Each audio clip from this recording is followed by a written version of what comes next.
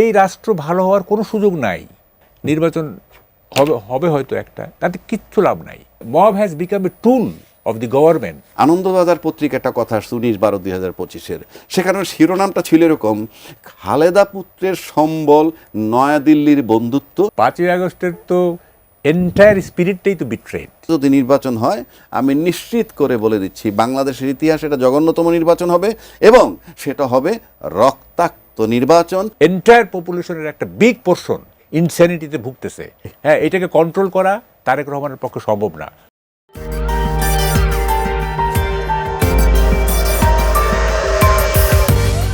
জীবনটা কিন্তু অনেক গুরুত্বপূর্ণ। অলরেডি কিন্তু প্রথম আলো পত্রিকায় বেরোচ্ছে, ডেইলি স্টার পত্রিকায় বেরোচ্ছে, কারণ এটা হলো জড়জগৎ। You can make it, you can recover it. হাদিকে রিকাভার করতে পারবেন না, 57টা অফিসারে ফেরত পাবেন না। সম্প্রতিকালে সবাই বলে পুলিশের বিচার হচ্ছে না, পুলিশও ফেরত পাবেন না যারা মারা গেছে। বাট বারবার বলা হচ্ছে পুলিশের বিচার হচ্ছে না। বাংলাদেশের পুলিশ কিন্তু তার এফআইআর সেই করতে পারে, কেন করছে না? এটা আমি একটা এক্সাম্পল দিলাম। পুলিশ নিজেই কিন্তু অথরিটি মামলা তদন্ত করার। কয় সৌদি আরবে চুরি করলে হাত কেটে দেয়, নারীর দিকে বাজে দৃষ্টিতে চোখ তুলে দেয়। তাই সৌদি আরবের লোকের হাত নাই, তাদের চোখ নাই, আছে তো। তার মানে কি, আপনি চুরি যদি না করেন হাত কাটবে না, কিন্তু রাষ্ট্রের ভাবতে হবে চুরি বা করবে কেন, হাতই বা কাটবো কেন। তাহলে প্রথম আলোর ভাবতে হবে কেন এখানে আসলো ভাঙতে। সেই কজ যদি রুটে যদি আপনি না যান, যেমন আপনি ডায়াগনোসিস করে যে কোনো একটা অসুস্থ লোক অসুখ হইলে কি রুটে চলে যায়, কি কি এরপরে ওষুধ দেয়। প্রথম আলোকেও ভাবতে হবে, তাদেরকে গবেষণা করতে হবে ঘটনাটা কি, আসলো কেন, কি কি। আমি নিশ্চিত করে বলতে পারি তারা জানে কারা কেন কি জন্য হামলা করতেছে, নানান জনের নানান কথা, এগুলোর ভিতরে তাদেরকেও ঢুকতে হবে। সুতরাং আপনি খালি ভাঙছে আগুন দিছে। এখন আমি আবার দায়িত্ব নিয়ে বলছি যে 57 জন সেনা অফিসার, শাপলা চত্বরের লোক মানুষ, পুলিশ মারা গেছে, এই আয়নাগর হয়েছে, তার চেয়ে আপনার প্রথম আলো পত্রিকাটা বড় নয়। প্রথম আলো কিংবা আমাদের মিডিয়া কি তাদের সঠিক রোল প্লে করতে পারছে কিনা, এটা কিন্তু একটা মৌলিক প্রশ্ন। মিডিয়া রিয়েলি তাদের মানে রোল প্লে করতে পারছে না। আমি অনেক ঘেটে ঘুটে দেখছি আমাদের মিডিয়ার 4টা বড় দুর্বলতা আছে, বাই অ্যান্ড লার্জ। হ্যাঁ, সবাই না। কীরকম? 1 নম্বরটা হচ্ছে এইখানে ম্যাক্সিমাম মিডিয়া আপনার ফ্যাক্টস নির্ভর জার্নালিজম করছে না, কমেন্টস নির্ভর জার্নালিজম করছে। ঠিক আছে, মন্তব্য নির্ভর। 2 নম্বর হচ্ছে এক ধরনের সেন্সেশনালাইজেশন চলতেছে। একটা ছোট জিনিসকে সেন্সেশনালাইজ করে মানুষের আবেগকে উস্কে দেওয়া, মানুষকে কি বলে উত্তেজিত করা, এটা চলতেছে আর কি। হ্যাঁ, ছোট জিনিস হয়তো ধরেন যে এটা ট্রিটমেন্ট অত বেশি বড় হওয়ার কথা না, কিন্তু এটাকে ফুলায় ফাঁপায় ব্লো আপ করে এটাকে বড় করা হচ্ছে ইত্যাদি। তো এই সেন্সেশনালাইজেশনের মধ্যে পড়ে অনেকেই আপনার আবেগতাড়িত হয়ে নানা রকম কর্মকাণ্ডে জড়িত হয়ে পড়ছে। 3 নম্বরটা হচ্ছে মিডিয়া আমাদের বাই অ্যান্ড লার্জ আপনার পলিটিক্যালি বায়াস হয়ে যাচ্ছে। ঠিক আছে, আপনার এক একটা পত্রিকা হয়তো তারা একটা বিশেষ পলিটিক্সকে পার্সু করতে চায়, এটা কোনোভাবেই হওয়া উচিত না। কোনোভাবেই হওয়া উচিত না। একদম টোটালি নিউট্রালিটি বজায় না রাখলে ওইটা কোনো নিউজ পেপারই না। এটা একটা পলিটিক্যাল বায়াস আছে। আর 4 নম্বরটা হচ্ছে আমাদের মিডিয়াতে অবজেক্টিভিটি বলতে কিছু নাই, সব সাবজেক্টিভিটি। অর্থাৎ মানে ধরেন যে মিডিয়ার মালিক যিনি, হ্যাঁ, বা যিনি সম্পাদক, ওনাদের ইচ্ছা, ওনাদের উইল, তাদের যে সেগুলি রিফ্লেক্টেড হচ্ছে। কিন্তু অবজেক্টিভিটি যেটা আর কি, মানে বিরাজিত বাস্তবতা কি, হ্যাঁ, বিরাজিত মানে অবজেক্টিভিটি সমাজে যেগুলো প্রিভেইল করতেছে, রিয়েলিটি যেগুলি আর কি, সেগুলোর চাইতে আপনার সাবজেক্টিভ হয়ে যাচ্ছে সব কিছু। তো আচ্ছা, এখানে বলি, আপনি তো মিডিয়ার মানুষ, আমার 5ই আগস্টের পরে এই পরিস্থিতি কেন পরিবর্তন হলো? 5ই আগস্টের আগে তো আমরা এই দুর্বলের কথাই বলতাম, 5ই আগস্টের পরে কেন পরিবর্তন হলো না? হ্যাঁ, আপনি 5ই আগস্টের তো এন্টায়ার স্পিরিটটাই তো বিট্রেড। 5ই আগস্টে শুধু মিডিয়া কেন আপনি বলেন, 5ই আগস্টের স্পিরিট কী ছিল? 5ই আগস্টের স্পিরিট ছিল দীর্ঘদিন একটা স্বৈরশাসন ছিল, ঠিক আছে, এবং মানুষ ভোট দিতে পারে না, গণতন্ত্র ছিল না, এটা ছিল না, সেটা ছিল না। তো এই স্পিরিটটা বিট্রেড হয় নাই। আপনি আছে এই যে মানে কি বলে যে, যেমন ধরেন প্রত্যেকটা ক্ষেত্রে, যেমন ধরেন দুর্নীতি, এটা একটা 16 বছরের একটা বড় অভিযোগ ছিল না দুর্নীতি। এখানে দুর্নীতি হয় নাই, হচ্ছে তো দুর্নীতি। এবং বড় 16 বছরের মতো বড় দুর্নীতি হয় না। বড় হয় নাই কেন? যেহেতু ওই সময় মেগা প্রজেক্ট ছিল, সুতরাং দুর্নীতিটাও হয়েছে মেগা। এখন যেহেতু মেগা প্রজেক্ট নাই, মেগা প্রজেক্ট না থাকলে আপনি মেগা দুর্নীতি করবেন কীভাবে? একটা মেগা প্রজেক্ট হলে না বুঝতে পারতাম যে মেগা দুর্নীতি হচ্ছে কিনা। ছোট ছোট দুর্নীতি হয় নাই, ঘুষ বাণিজ্য হয় নাই, এগুলো তো রিপোর্ট হয়েছে, এগুলো নানা রকম রিপোর্ট হয়েছে তো। এবং এই যে আপনার সজীব ভুইয়ার যে পিএস ইত্যাদি, এগুলো রিপোর্ট হয় না, এগুলো হচ্ছে তো, এগুলো দুর্নীতি তো হচ্ছে। তারপরে ধরেন যে মানে এই কি বলে যে বিরোধী মত দমানো, এটা তো ছিল গত 16 বছরের একটা বড় সিমটম, তাই না? এখন বিরোধী মত হয়তো সরকার ইয়ে করতেছে না, কিন্তু এই আপনার কি বলে যে পাবলিক লেভেলে কি বিরোধী মত দমানোর চেষ্টা হচ্ছে না? এবং এই যে মবটা কি, মবটা তো হচ্ছে যে আমার পছন্দ না যেটা সেটার উপরে আক্রমণ, তাই না? তো এটা তো এবং এগুলিতে তো সরকারের আপনার প্রশ্রয় আছে। কারণ আপনার 5ই আগস্টের পর থেকে আইনের শাসন প্রতিষ্ঠার ব্যাপারে আমাদের চিফ অ্যাডভাইজার এবং অ্যাডভাইজারের কাছে মিনিমাম কোনো আমরা মানে দেখি নাই, কি বলে ইচ্ছা দেখি নাই। হ্যাঁ, বরং যেমন একটা চিফ অ্যাডভাইজারের একটা কিন্তু এখন ভাইরাল হয়েছে ইদানিং, এখন 2-1 দিন হলো ভাইরাল হয়েছে। সেটা কি, যেহেতু মবের বাড়ছে, সেটা কি ওই যে ওরা তো তোমাদের গ্রামেও আছে, ওরা কি শুধু সচিবালয়, তোমাদের গ্রামে আছে, তোমাদের তেজ গেল কোথায়? তো ফলে এই যে বিরোধী মতকে দমন করার যেটা আগে ছিল আইন শৃঙ্খলা বাহিনী করতো, পুলিশ করতো, র্যাব করতো, করতো, এখন মব করতেছে। এবং এইটা mob has become a tool of the government. Anandabazar পত্রিকা একটা কথা আসছে 19/12/2025-এর, সেখানে শিরোনামটা ছিল এরকম: খালেদা পুত্রের সম্বল, নয়াদিল্লির বন্ধুত্ব, মুক্তিযুদ্ধ। আমি জানি না তাদের প্রতিক্রিয়া কেমন। আমি যেহেতু বিএনপির কিছু ফিল করি জিয়াউর রহমান সাহেবের কারণে, এই শিরোনামটা আমার পছন্দ হয়নি। খালেদা পুত্র, জিয়া পুত্রও বলেননি, কিংবা উনি বিএনপির চেয়ারম্যান, ভারপ্রাপ্ত চেয়ারম্যান বলেন, ভার্চুয়ালি সেই চেয়ারম্যান। এত বড় একটা দলের, যে দলটা 3 বা 3 বার ক্ষমতায় ছিল, 3 বার, একটা টার্ম ছোট অল্প দিন সেটা ভিন্ন, 3 বার ক্ষমতায় ছিল, তাদের যাকে আমরা বলি বাংলাদেশের মহানায়ক, সামনের প্রধানমন্ত্রী আগামী দিনের, তাকে যখন একটা পত্রিকা এইভাবে অ্যাড্রেস করে, রাষ্ট্র করলে বিদেশ মন্ত্রণালয় করতো, সেটা একটা চ্যাপ্টার, কিন্তু একটা পত্রিকা যখন করছে, এটা আমার কাছে মনে হয় যে ভালো লাগেনি, 1 নম্বর।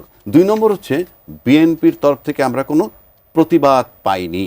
গত আমলে কি হয়েছে, আপনার পছন্দ অনুযায়ী পদায়ন হয়েছে, এখানে হচ্ছে না। আচ্ছা, গত আমলে কি হয়েছে, আপনার তদবির হয়েছে, মন্ত্রী, এই আমলে তদবির হচ্ছে না, হচ্ছে তো। আচ্ছা, তারপর ভুয়া মামলা, গত আমলে বিএনপি জামাতের বিরুদ্ধে ভুয়া মামলা হয়েছে না, এই আমলে ভুয়া মামলা, আমি তো মনে করি যে এই আমলে ভুয়া মামলা বেশি হয়েছে, অজ্ঞাত আসামি থেকে ইত্যাদি হয়েছে তো। হত্যা, গত আমলে হত্যা হয়েছে কিভাবে, আইন শৃঙ্খলা বাহিনী হত্যা করছে, ঠিক আছে, গুম খুন ইত্যাদি হয়েছে। এই আমলে আইন শৃঙ্খলা বাহিনী হত্যা করে না, যদিও গোপালগঞ্জে 5 জন মারা গেছে আর্মির হাতে, সেটা পরে আসতেছি। হত্যা হচ্ছে না, গুমও হচ্ছে না, তাই না? কিন্তু হত্যা হচ্ছে না। এখন কথা হচ্ছে, আপনি বলবেন যে সংখ্যা কত, আপনি ঐকিক নিয়মে অঙ্কটা করেন না। 16 বছরের শাসন আর 16 মাসের শাসন, ঐকিক নিয়মে অঙ্কটা করেন। 16 বছর এই সরকার, তাহলে দেখেন কি অবস্থা দাঁড়ায়, দুর্নীতি কি দাঁড়ায়, মানে ভুয়া মামলা কি দাঁড়ায়, ভয়ের সংস্কৃতি কি দাঁড়ায়, আপনি ঐকিক নিয়মে অঙ্কটা করেন। ফলে দেখেন এগুলো কি বলবো। আচ্ছা, আপনি বললেন না যে কি সংবাদ মাধ্যম কেন 5ই আগস্টের পরে, তাই না? আপনি আজকে মবক্রেসি দূর করে ফেলেন, একদম দূর করে ফেলেন, আর আনিস আলমগীরদের মতো সাংবাদিককে সরকার গ্রেপ্তার করবে না এটা বলেন, দেখবেন মিডিয়ার চেহারা চেঞ্জ হয়ে যাবে। জাস্ট খালি বলেন যে মবক্রেসি থাকবে না, একদম মবক্রেসি থাকবে না, হ্যাঁ, এবং সরকার কোনো সাংবাদিককে গ্রেপ্তার করবে না, দেখেন মিডিয়া চেঞ্জ হয়ে যাবে। দেখেন গণমাধ্যম কি তাহলে মবের ভয়ে আছে এখন? অবশ্যই মবের ভয় থাকবে না কেন? না, এখানে শুধু ভয় না, দেখেন একটা মানুষকে কন্ট্রোল করতে গেলে না, মানে 2টা অস্ত্র ব্যবহার করতে হয়। প্রথমে তাকে লোভ দেখাইতে হয়, লোভে যদি কাজ না হয় তখন ভয় দেখাইতে হয়। এটা কিন্তু একদম চিরায়ত, এটা 2টা সিস্টেম আছে আর কি।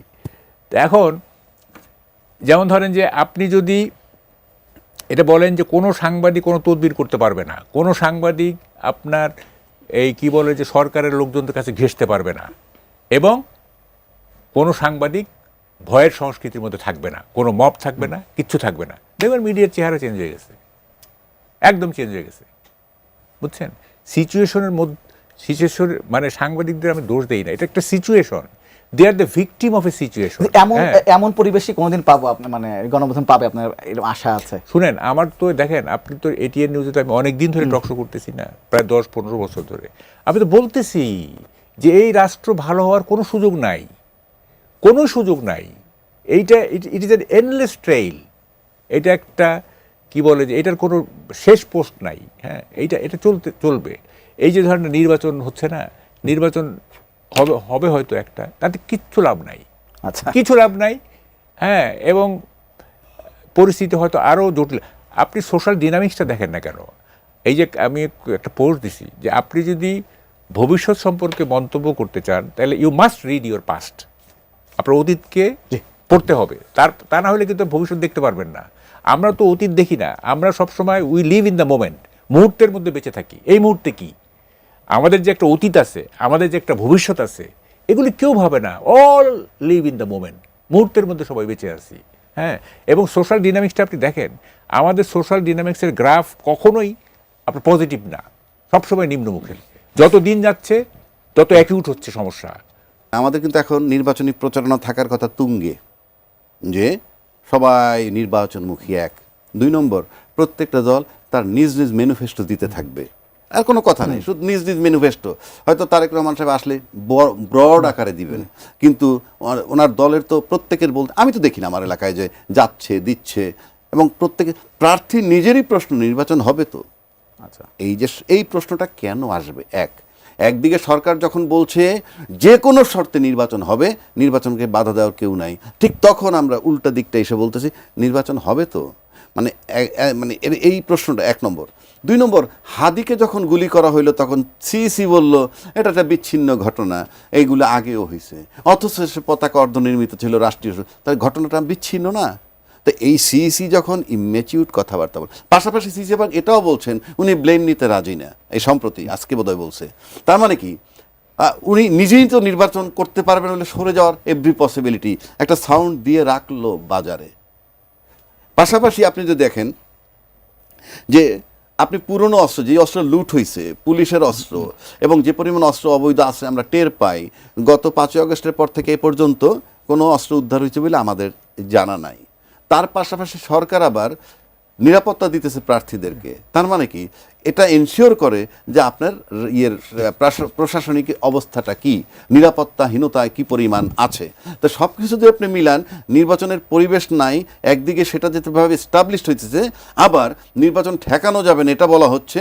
তবে এর পরেও যদি নির্বাচন হয়, আমি নিশ্চিত করে বলে দিচ্ছি বাংলাদেশের ইতিহাসে এটা জঘন্যতম নির্বাচন হবে, এবং সেটা হবে রক্তাক্ত নির্বাচন। এবং এই নির্বাচনের মাধ্যমে যারা টেক ওভার করবেন, টেক ওভার করার পরে টের পাবেন যে তখন হয়তো বলবেন এই ক্ষমতা নেওয়ার আগেই ভালো ছিলাম।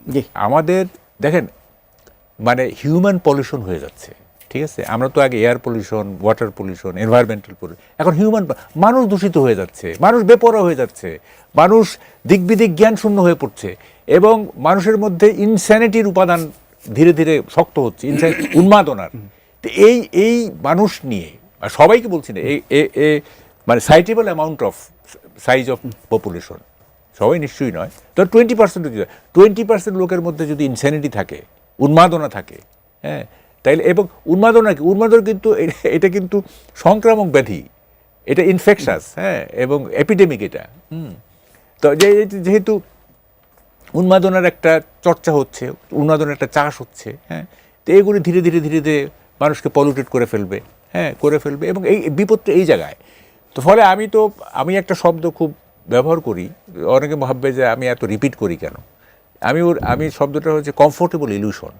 আমরা যারা কমফোর্টেবল ইলিউশনে ভুগতেছি, একটা আরামদায়ক মরিচিকা, হ্যাঁ ভালো কিছু হবে, তারেক রহমান আসতেছে, এইটা সেইটা নির্বাচন, ইট ইজ ইলিউশন। এই ইলিউশন ভঙ্গ হতে বাধ্য, কারণ যেখানে আমরা সবাই চাই, এটা তো সুরের একটা হচ্ছে বাস্তবতা, আর একটা আমি কি চাই। আমি চাই যে সমাজটা ভালো হোক, তার মানে আমি যে বলতেছি যে কমফোর্টেবল, তার মানে কি আমি নেগেটিভ না, আমি চাচ্ছি দেশটা ভালো হোক, কিন্তু ভালো হবে না, ইটস ইলিউশন। এবং আমাদের এন্টায়ার পপুলেশনের একটা বিগ পোর্শন ইনস্যানিটিতে ভুগতেছে, এবং ইনস্যানিটি হচ্ছে ইনফেকশাস, এটা এপিডেমিক, এটা ছড়াবে। হ্যাঁ, এটাকে কন্ট্রোল করা তারেক রহমানের পক্ষে সম্ভব না। সুতরাং আমি ভালো কিছু দেখি না, যদি হয় অল দ্য বেস্ট। জি।